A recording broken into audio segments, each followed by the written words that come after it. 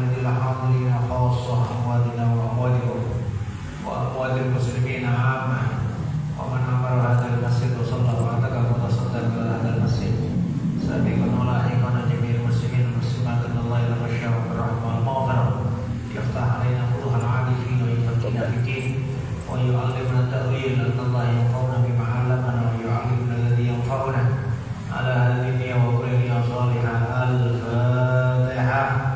أعوذ بالله من الشيطان الرجيم. بسم الله الرحمن الرحيم. الحمد لله رب العالمين الرحمن الرحيم مالك يوم الدين إياك نعبد وإياك نستعين صراط المستقيم.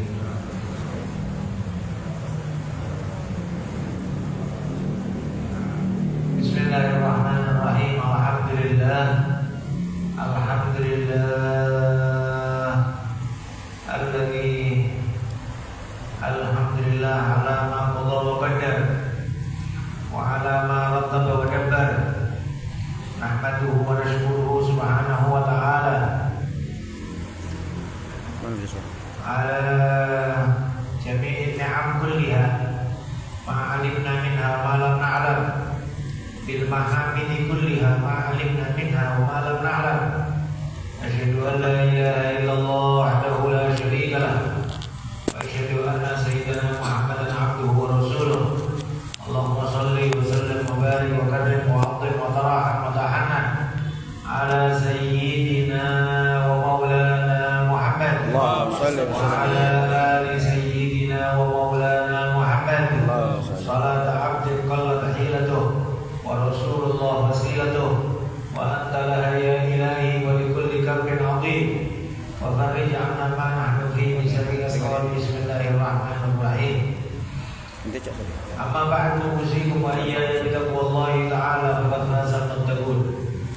قال الله سبحانه وتعالى يا أيها الذين آمنوا اتقوا الله حق تقاته ولا تموتن إلا وأنتم مسلمون.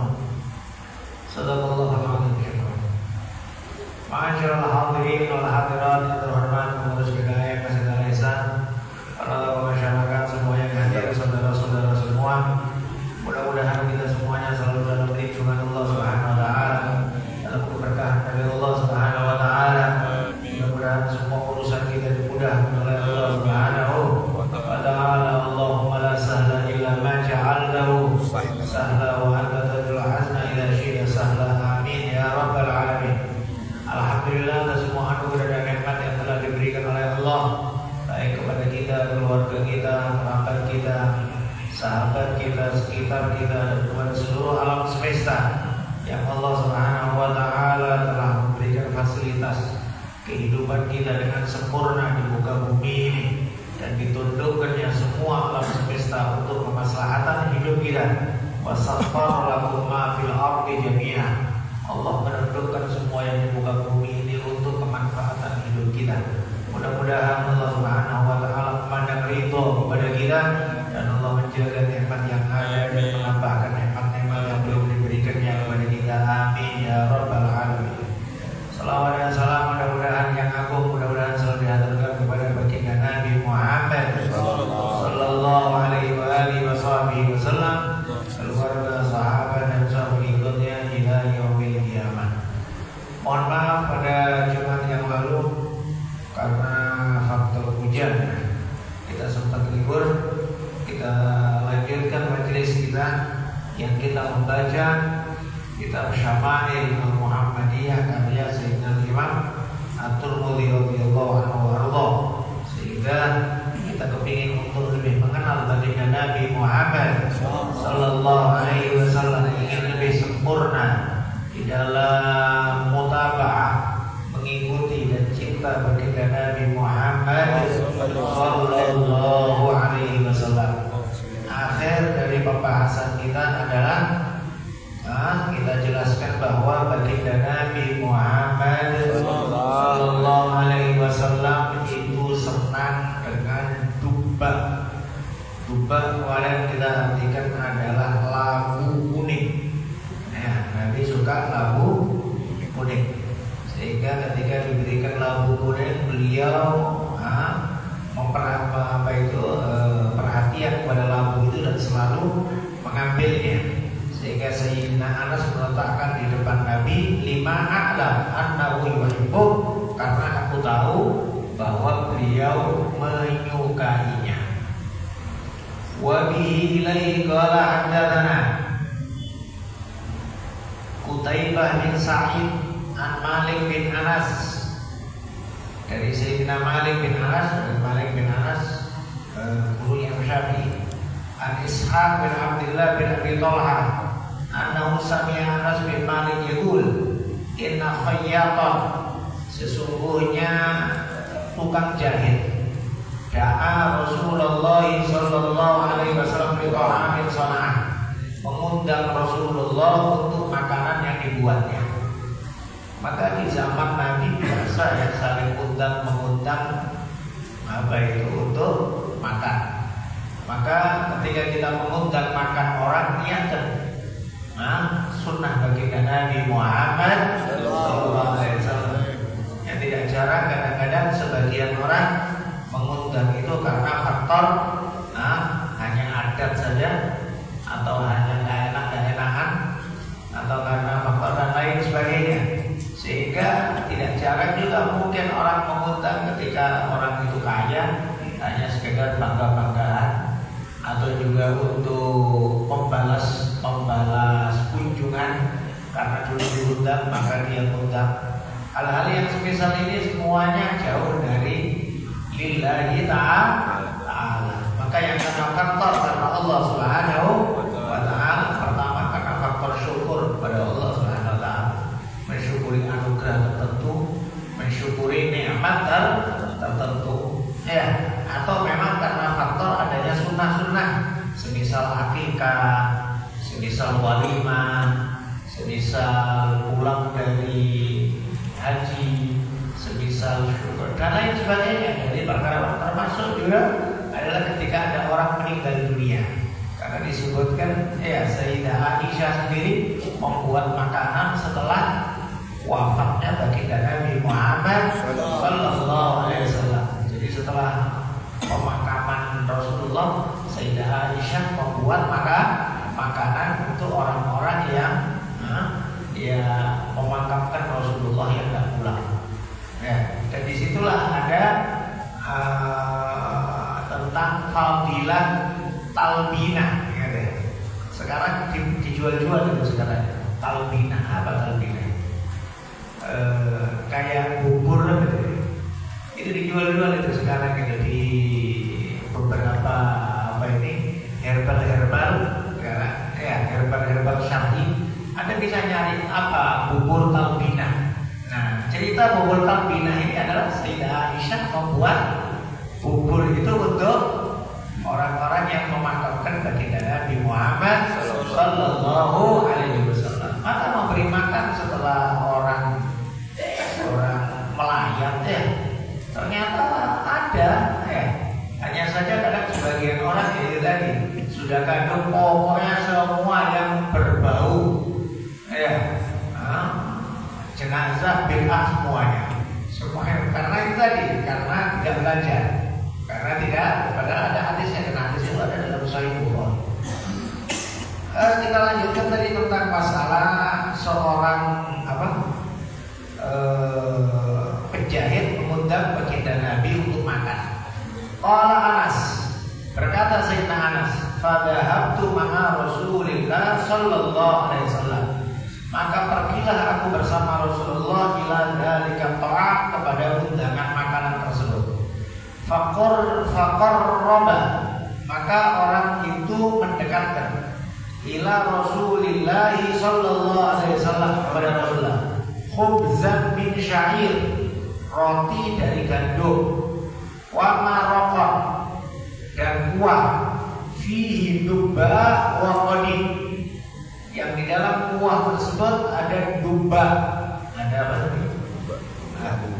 Ada labu kuning, wa qadidun, dan qadid.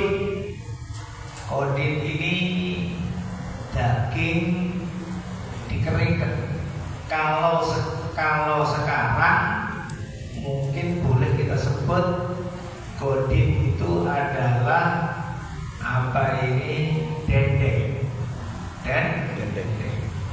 Ya, ada beberapa kali Nabi menyebut tentang masalah godin, dendeng. Semisal ketika datang ada seorang perempuan kepada Nabi, perempuan ini gemetar karena haibahnya Nabi, dikiranya Nabi itu raja, sehingga dia datang sama Nabi gemetar.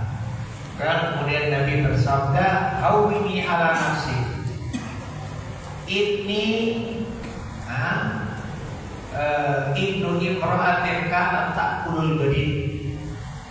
Sesungguhnya aku adalah anak wanita yang makan godin. Apa ini? Dendeng. Kalau zaman sekarang dendeng makanan mewah, makanan enak ya. Zaman dulu enggak. Oleh sebab itu sering kita sampaikan sekarang ini, masa sekarang ini balik kepada masa-masa dahulu dalam banyak hal. Ya, wallahu a'lam, dibalik-balik sekarang sama Allah Subhanahu wa taala karena modelnya orang banyak yang sombong-sombong. Ya. Anda tahu sekarang itu celana koyak-koyak harganya 400.000, 500.000, setengah juta. Celana koyak koyak-koyak. Kaos koyak-koyak harganya mahal. Entah apa nggak bisa terpikir sama kita orang ini. Pikirannya orang kaya ini ya apa? Di mall-mall besar kaos koyak koyak harganya ratusan ribu. Sehingga menurut mereka yang koyak-koyak itu yang kaya. Padahal yang koyak-koyak itulah yang dipunyai sama orang miskin. Karena orang kaya banyak meremehkan orang miskin, dibalik otaknya sama Allah Subhanahu wa taala sekarang pakai pakaian orang miskin. Sama juga dalam banyak hal makanan, terlalu model-model gaya kepada makanan-makanan macam-macam. Inovasi makanan baru yang sudah nggak ngerti lagi gimana model makanan. Ya, sekarang dibalik lagi sama Allah Subhanahu wa taala, makanan orang-orang dulu menjadi favorit untuk makanan orang kaya sekarang. Orang-orang kaya sekarang nyari-nyari nasi goreng dengan berbagai macam nama-nama, padahal nasi goreng. Kita pun juga nggak ngerti, ada namanya nasi goreng oriental. Apa nasi goreng oriental? Ya, ada nasi goreng. Ya, restoran besar nasi goreng kampung. Nasi goreng. Padahal pernah kita sampaikan dulu itu nasi goreng itu adalah makanannya, mohon maaf, orang-orang kebun yang di masa penjajahan mereka nggak cukup dapat lauk-lauk dari makanan, sehingga sisa-sisa nasi dari Belanda itu, toke-toke Belanda itulah kemudian dipikir sama kakek-kakek kita dulu, kemudian supaya dijadikan panas lagi, digoreng, dikasih telur, jadilah nasi goreng. Sekarang jadi makanan favorit sekarang. Ya, sekarang jadi makanan favorit. Sama juga demikian kita bilang cak kangkung dan semisalnya. Dulu makanannya kakek-kakek kita di sawah itu cak kangkung, gitu ya kan? Nah, macam-macamnya sambel sekarang, macam-macamnya sambel sekarang, Pak. Macam-macamnya sambel pakai cobek, bahaya kali makanan. Padahal ya itulah makanannya orang kampung pakai cobek, ya kan? Nah, sama juga demikian. Dulu pun juga demikian, dendeng. Karena zaman dulu orang-orang miskin gak punya kulkas, maka mereka untuk mengawetkan daging adalah dengan dijemur. Awetkan daging dengan dijemur. Orang-orang kaya mereka tidak mengawetkan daging, ya sekali sembelih itu dihabiskan, besok nyembelih lagi. Itu orang kaya. Orang miskin kepingin nyimpen daging, diiris tipis-tipis, dijemur, jadilah dendeng. Maka dendeng itu ada sejak zaman dahulu kala, zaman jahiliyah, dan Nabi menyebutkan, aku adalah anak perempuan yang makan dendeng. Artinya tawadhu'nya baginda Nabi dan keluarga baginda Nabi Muhammad Sallallahu Alaihi Wasallam. Nah, ini dikasih oleh si yang undang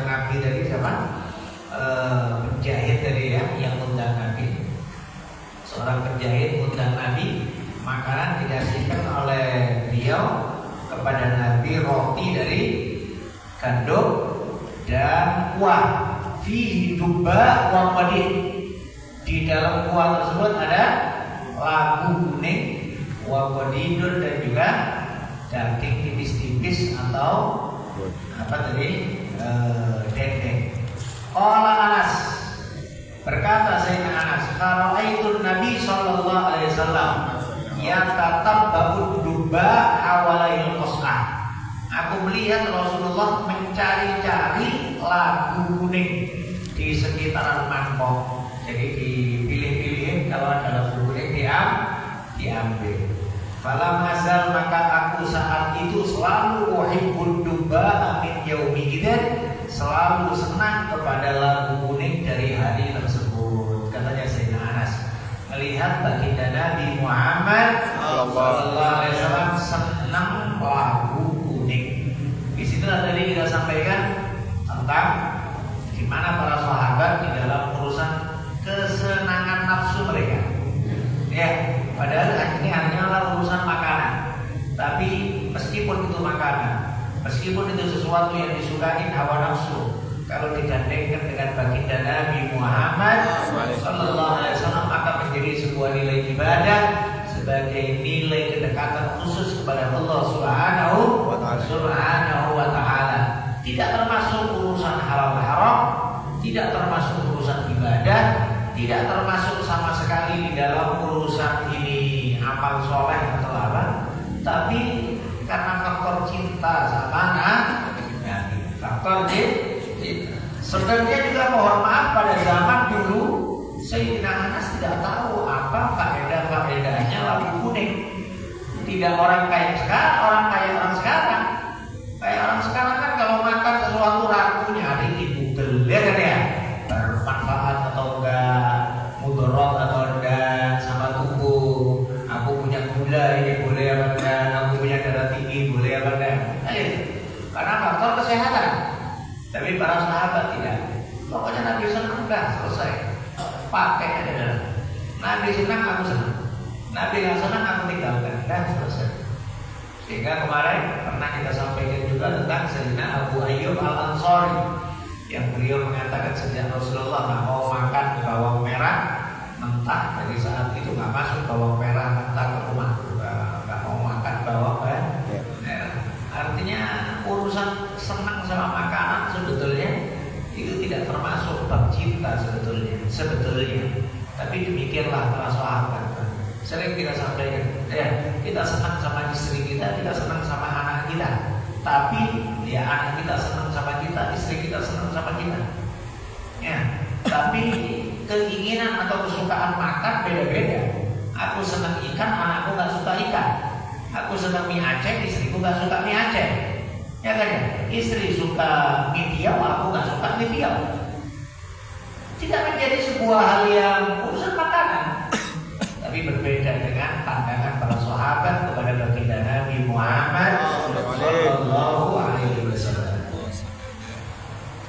Hadis yang ke-156. Wa bihi lain qala hadatsana Ahmad bin Ibrahim ad-Dawrawi wa Salamah bin Syabib wa Mahmud bin Ghilan, qalu berkata semuanya. Ahmad bin Ibrahim, Salamah bin Syabib, Mahmud bin Ghilan berkata, qala hadatsana Abu Usama an Hisham bin Urwah an Aisyah. Hisham bin Urwah sudah pernah kita jelaskan yang mana dia putranya Sayyidina Urwah. Urwah ini putranya Zubair bin Awwam, putranya Sayyidina Zubair bin Awwam. Ma'ruf, terkenal Sayyidina Urwah akan kesabarannya, sehingga pernah suatu saat kakinya beliau harus diamputasi, dan di waktu kakinya diamputasi, di waktu persis di malam kakinya diamputasi, anaknya jatuh dari loteng mati. Tapi beliau tetap mengucapkan alhamdulillah, ya Allah, kau kasih aku 2 kaki, kau ambil 1, kau sisakan 1. Ya Allah, kau beri aku anak 5, kau ambil 1, kau sisakan 4. Alhamdulillah. Bisa ya orang kayak gitu ya? Dalam kondisi yang kayak gitu masih mikirkan yang disisakan oleh Allah masih banyak. oleh Allah masih ya, sehingga selalu bersyukur kepada Allah Subhanahu wa taala. Ya. An Aisyah dari Sayyidah Aisyah radhiyallahu anha berkata, Sayyidah Aisyah, kana Nabi sallallahu alaihi wasallam yuhibbul halwa wal asala. Nabi suka al halwa. Halwa itu manisan-manisan. Beda hulwun sama halwa. Hulwun itu sesuatu manis yang alami, semisal buah-buahan. Kalau halwa itu manisan yang dimasak. Nah, wal asala dan madu. Nabi suka halwa dan madu. Maka yang suka manisan-manisan, yang suka permen-permen, ya niatkan sunnah Nabi. Niatkan makan apa yang disuka oleh Nabi. Ya. Ini tadi kita sampaikan, Nabi katanya Siti Aisyah, Nabi suka yang manis-manisan dan madu. Nabi suka. Bahkan bagi riwayat yang lain ada sebutkan Nabi suka al-hulwal barid. Al-hulwal barid. Apa hulwal barid? Manisan yang dingin. Nah, manisan yang dingin kita nggak paham ya, apa dulu manisannya Nabi yang dingin. Atau Nabi suka makan manis-manis yang dingin, Nabi suka. Ya, nah sekarang ambil aja anak-anak kecil suka es krim, niatkan sunnah Nabi. Ini yang disukai Nabi, es krim. Es krim kan manis dan dingin. Ya, nah, jadi ketika kita makan sesuatu kita ingat baginda Nabi Muhammad Sallallahu Alaihi Wasallam. Adapun manfaat manis ya sering kita sampaikan ya dibutuhkan juga sama tubuh ya. Terlepas dari sekarang banyak kita ikutin akan penyakit diabetes, tapi ya dimanapun juga sering kita sampaikan semua makanan itu pada dasarnya ada nilai manfaatnya, hanya saja karena faktor kita berlebihan. Karena faktor berlebihan itulah yang menjadikan mudarat kepada tubuh kita. Karena faktor berlebihan. Sebitu kulu washrabu wala tusrifu. Masalahnya di wala tusrifu ini Pak. Kalau makan biasa saja sih insya Allah normal-normal aja tubuh kita, enak saja. Dan tubuh kita subhanallah memiliki daya imun tersendiri yang memang diberi oleh Allah Subhanahu wa taala, ya kan, punya daya imun sendiri, daya penolakan kepada tubuh, daya macam-macam ya. Sehingga juga sel-sel yang jahat setiap hari juga berapa juta sel yang lemah mati diganti dengan sel yang baru dan lain sebagainya. Yuhyi wa yumiit. Allah menghidupkan dan Allah mematikan. Sebelum menghidupkan jasmani jasad dengan rohnya dicabut, Allah juga menghidupkan sel-sel yang sel-sel baru di dalam tubuh kita, mematikan sel-sel yang sudah nggak bagus dan lain sebagainya. Wabillahi qala hadatsana Al-Hasan bin Muhammad Az-Za'farani qala hadatsana Hanjal bin Muhammad qala Ibnu Jurayj akhbarani Muhammad bin Yusuf anak Atha bin Yasar sudah pernah kita sampaikan ini ya, Sayyidina Atha bin Yasar seorang tabi'in. Ya, akhbar memberikan kabar anak Ummu Salamah akhbaratu, sesungguhnya Ummu Salamah istri baginda Nabi Muhammad sallallahu alaihi wasallam. Ummu Salamah, nah istri Nabi yang punya anak banyak dari Abu Salamah. Ya, Abu Salamah, suaminya yang dulu. Ya, namanya Abu Salamah. Kemudian setelah meninggal dunia Abu Salamah, anaknya 5 anak. Kemudian datang lamaran Nabi.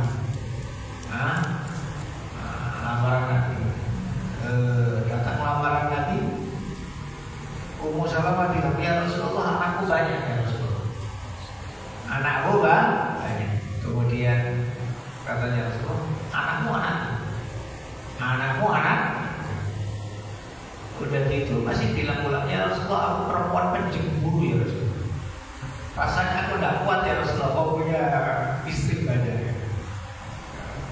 dalam tanda kutip ya model aja ini ya Ummu Salamah udah dilamar Nabi makanya terima aja udah untung kali sudah kan gitu kan ya.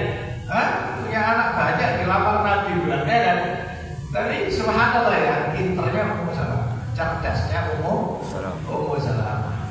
Kemudian Nabi mendoakan untuk dihilangkannya sifat cemburu yang berlebihan dari hatinya Ummu Salamah.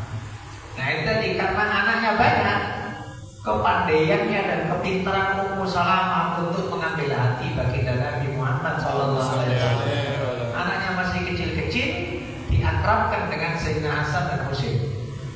Sehingga Sayyidina Hasan dan Husain hari-hari di rumahnya Ummu Salamah, main-main sama anaknya Ummu Salamah. Karena Sayyidina Hasan dan Husain sering di rumah Ummu Salamah, otomatis Rasulullah senang juga sering-sering di rumah Ummu Salamah. Sampai Sayyidah Aisyah berkata, aku tidak nyangka, aku cemburu lebih besar kepada orang istri yang madu yang lebih tua jauh dari aku. Karena faktor Rasulullah sering di rumah Ummu Salamah. Kenapa kalau di Ummu Salamah? Karena anak-anak Ummu Salamah masih kecil.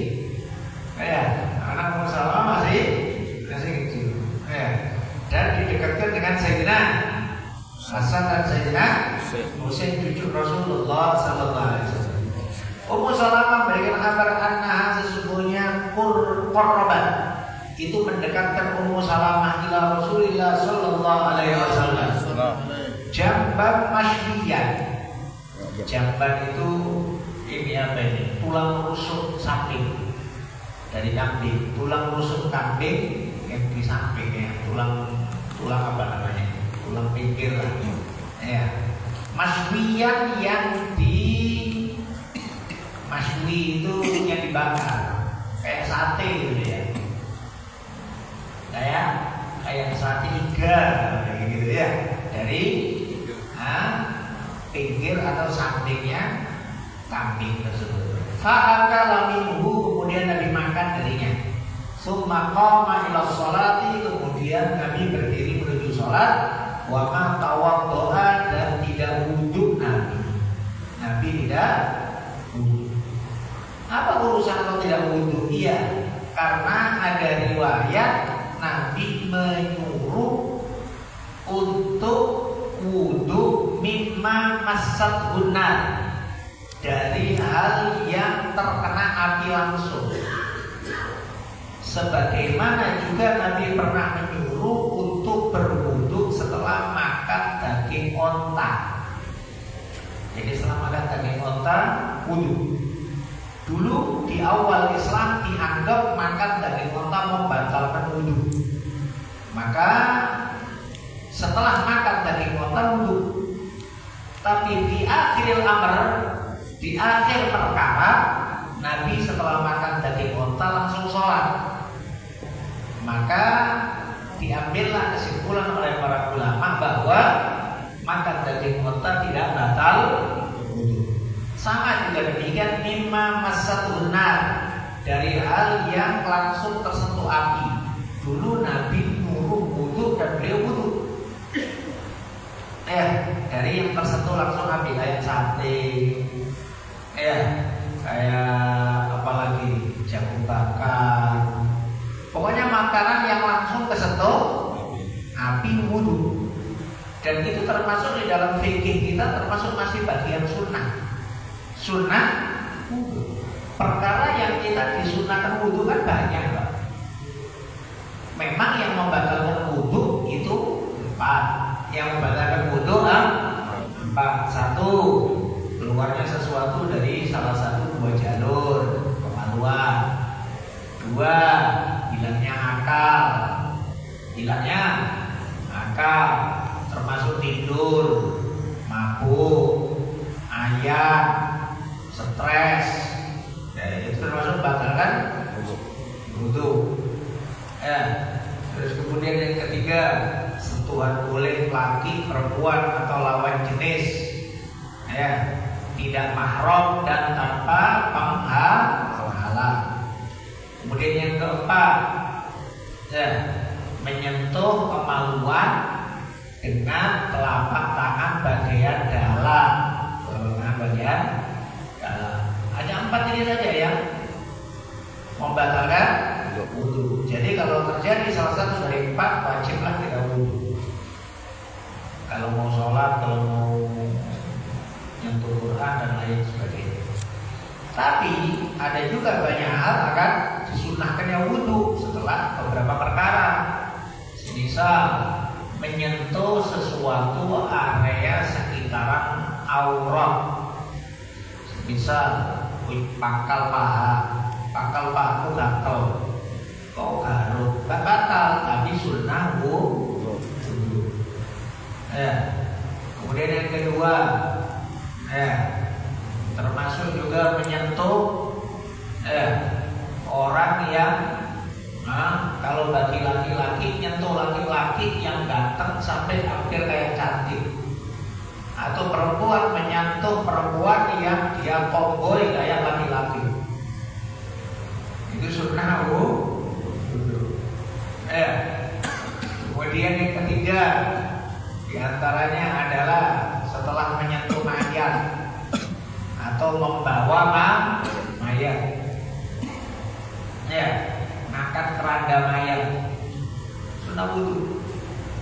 Oleh sebab itu kalau kita perhatikan, pernah kita sampaikan kalau nggak salah, ada di talim itu kalau jenazah belum disolatkan, itu yang angkat keranda itu nggak ada yang rebutan, cuma berapa orang itu aja, nggak rebutan.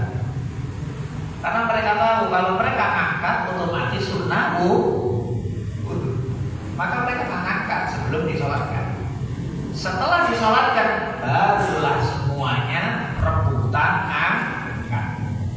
Rebutan antri satu-satu pelan-pelan. Kalau setelah sholat, tapi sebelum sholat jenazah angkat.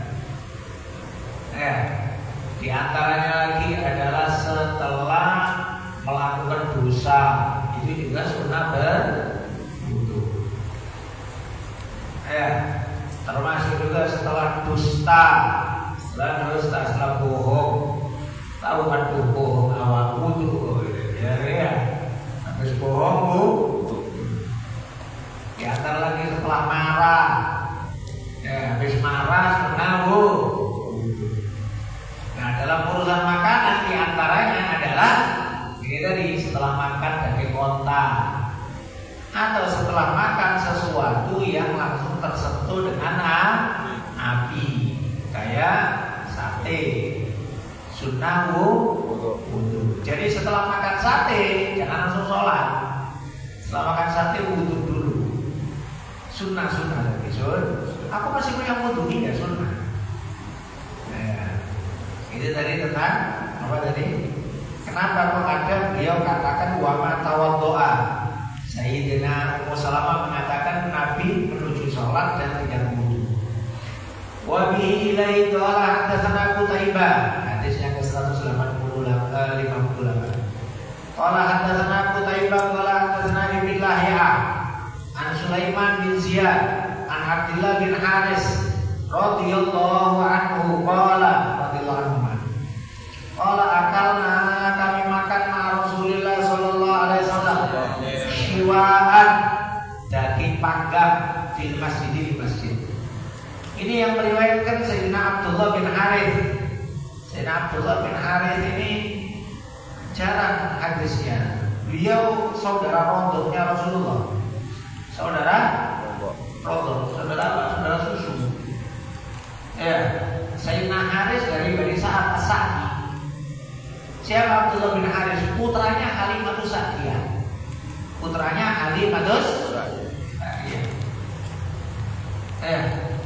Jadi ada beberapa putranya Halimatus Sa'diyah.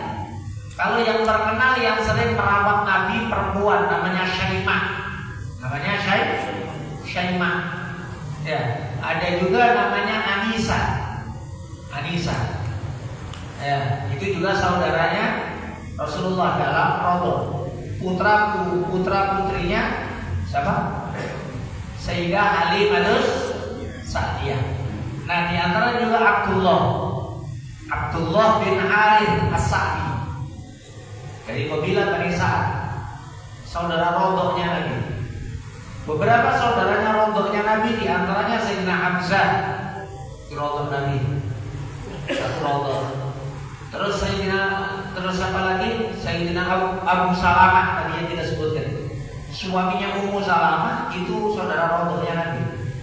Jadi Nabi menikahi Ummu Salamah menyelamatkan istri dari saudara rontoknya. Abu Salamah saudara rontoknya Nabi. Di antaranya lagi Masruh. Masruh itu anaknya Suwaibah al-Aslamiyah.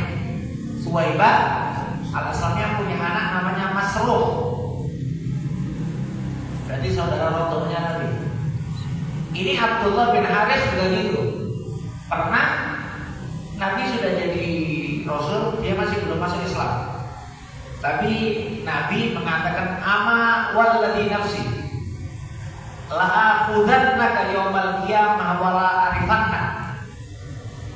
Demi Allah yang jiwaku dalam genggamannya, nanti engkau dari kiamat akan aku ambil, aku tolong, dan aku pasti akan mengenalmu. Itu belum masuk Islam ya? Itu belum masuk. Wallahu a'lam ya, kenapa Nabi bersabda semisal itu? Apakah khususnya untuk Nabi bisa memberikan syafaat sama orang kafir atau tidak? Wallahu a'lam. Menjadi pembahasan di dalam ulama, tapi hadis itu sahih. Nabi bersabda, demi Allah yang jiwaku dalam yang tidak ada Tuhan kecualinya, nanti dari kiamat aku akan menolong engkau wahai saudara. Akan aku ambil dan aku akan pasti mengenalmu. Ya, itu beliau belum masuk Islam. Tapi kemudian setelah itu masuk Islam. Setelah itu masuk Islam. Dia masuk Islam sahabat lah mestinya ya. Nah, di antara hadis riwayatnya ini tadi ya, ucapan Sayyidina Abdullah bin Harith As-Sa'di, putranya Halimatus Sa'diyah. Putranya Halimatus Sa'diyah. Ya, yang terkenal yang selalu menjaga Rasulullah wanita namanya Syaimah. Syaimah bintil Harith As-Sa'diyah. Ya, itu yang terkenal. Nah, dan pernah datang sama Rasulullah. Pernah datang sama Rasulullah. Rasulullah lupa ingat sama saudaranya karena udah lama gak jumpa.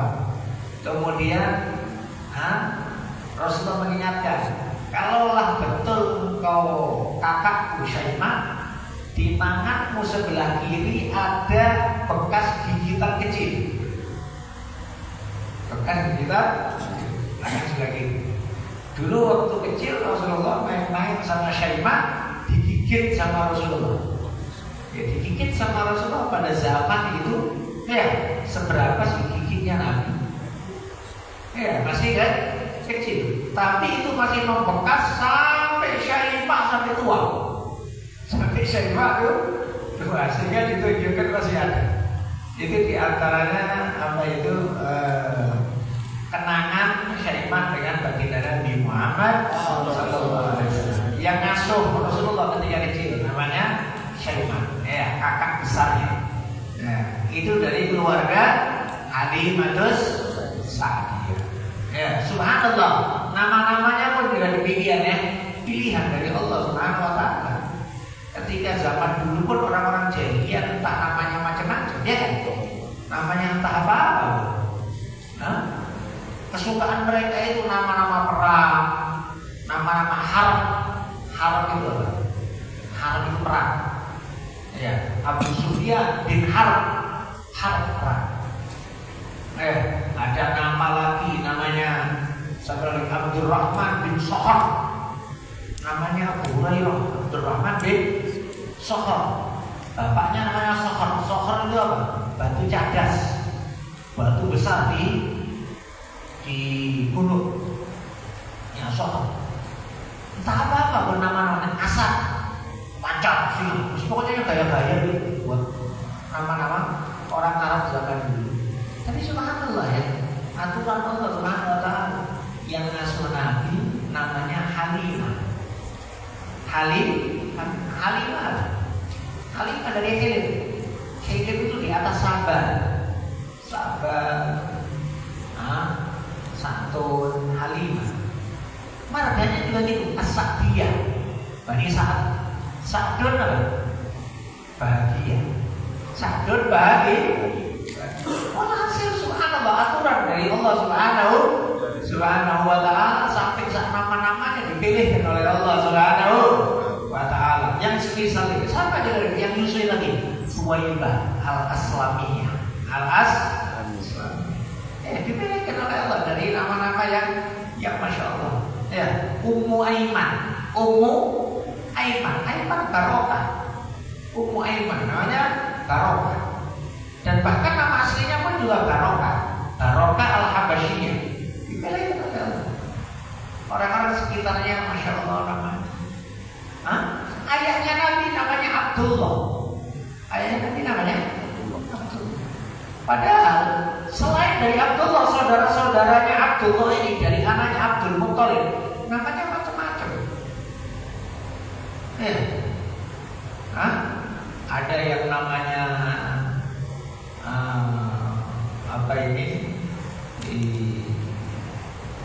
pernah kita sebutkan itu beberapa namanya mereka ya kan ya.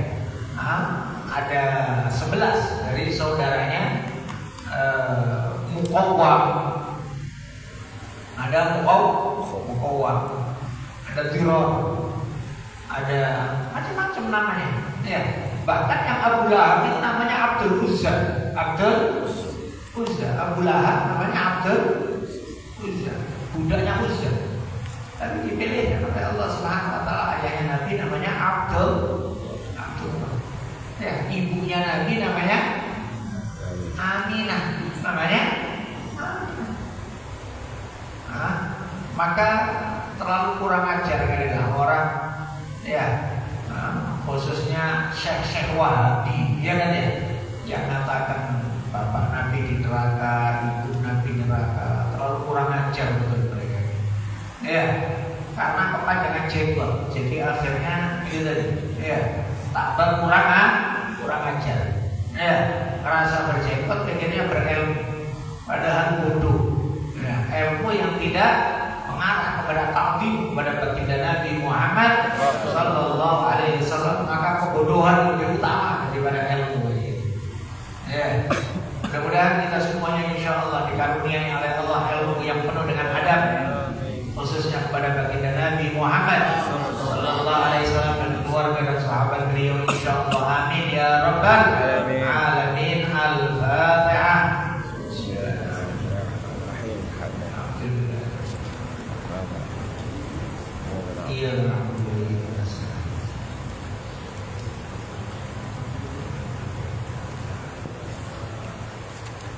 Bismillahirrahmanirrahim. Muhammad wa ala alihi wa sahbihi ajma'in. Rabbana taqabbal minna innaka antas samiul 'alim wa tub 'alaina innaka antat tawwabur rahim. Allahumma zidna 'ilman nafi'an wa 'amalan shalihan wa taqabbal wa rizqan wasi'an halalan thayyiban mubarakan. Dabbirna bi ahsani tadbir wa tufna fi jami'i ma jarat bihi al-maqadir. Allahumma la sahla illa ma ja'altahu sahla wa anta taj'alul hazna idza syi'ta sahla. Ya arhamar rahimin ya arhamar rahimin ya arhamar rahimin faghfir muslimin ya arhamar rahimin ya arhamar rahimin ya arhamar rahimin faghfir muslimin ya arhamar rahimin ya arhamar rahimin ya arhamar rahimin faghfir muslimin. Rabbana atina fid dunya hasanatan wa fil akhirati hasanatan wa qina adzabannar. Sallallahu alaihi wasallam ala sayyidina Muhammad wa alihi wasallam walhamdulillahi rabbil alamin. Wa